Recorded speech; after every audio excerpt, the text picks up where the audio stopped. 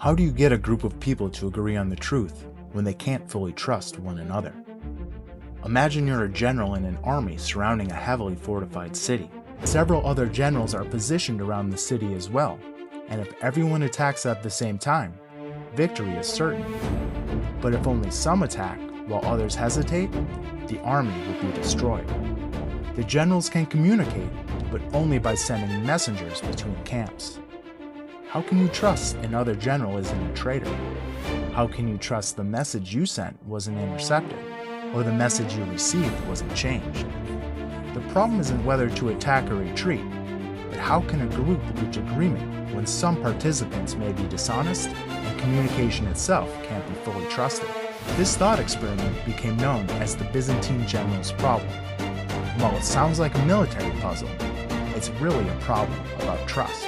Anytime multiple people need to agree on a shared version of reality, they're facing some version of the Byzantine general's problem.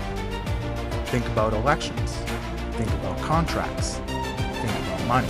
For most of human history, we solved this problem the same way. We appointed an authority. A king, a government, a bank, a corporation, a trusted third party whose job was to keep the official record. The problem is that centralization creates a new vulnerability. What happens when authority makes mistakes? What happens when incentives change? What happens when corruption enters the system? Suddenly, trust becomes concentrated, and concentrated trust has a long history of failing. This became especially challenging when money became digital. Physical money has natural limitations. If I hand you cash, I no longer possess it, so I cannot spend it twice. But digital information is different because it can be copied endlessly. So how do you create digital money? How can thousands of computers spread across the world agree on who owns what without relying on a central authority to keep score? For decades, nobody had a solution. Then, in 2008, Bitcoin introduced the breakthrough. Bitcoin solved the Byzantine general's problem for digital money. Bitcoin is a decentralized ledger that instead of relying on trust, relies on verification. Every transaction is broadcast to the network.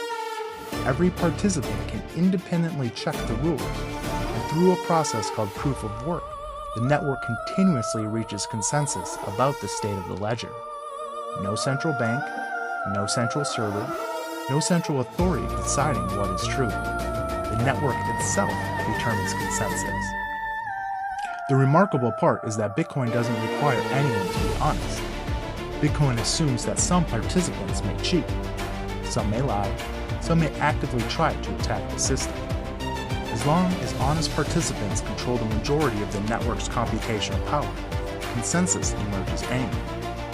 Bitcoin wasn't just the invention of a new form of money, it was the invention of a new way for strangers to coordinate and establish truth without appointing a central authority to define it.